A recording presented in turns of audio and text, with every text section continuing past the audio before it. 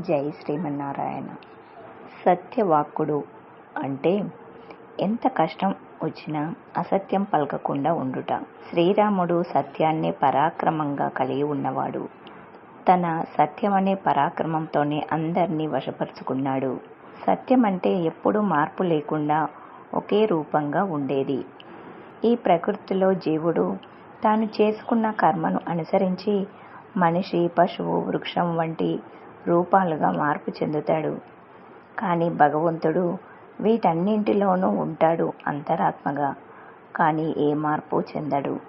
అదే సత్యం. దశరథుడు కైకేయికి ఇచ్చిన మాట ప్రకారం సత్యం, ధర్మం తప్పలేక శ్రీరాముణ్ణి అరణ్యవాసానికి పంపాడు. వశిష్ఠాదుల వంటి పురోహితులకు, మంత్రులకు, ప్రజలకు కూడా శ్రీరాముడు అడవికి వెళ్ళడం ఇష్టం లేదు.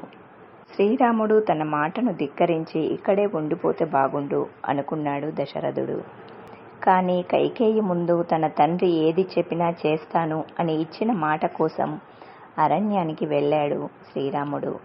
భరతుడు స్వయంగా వచ్చి రాజ్యం స్వీకరించమని ప్రార్థించినా అందుకు అంగీకరించలేదు శ్రీరాముడు.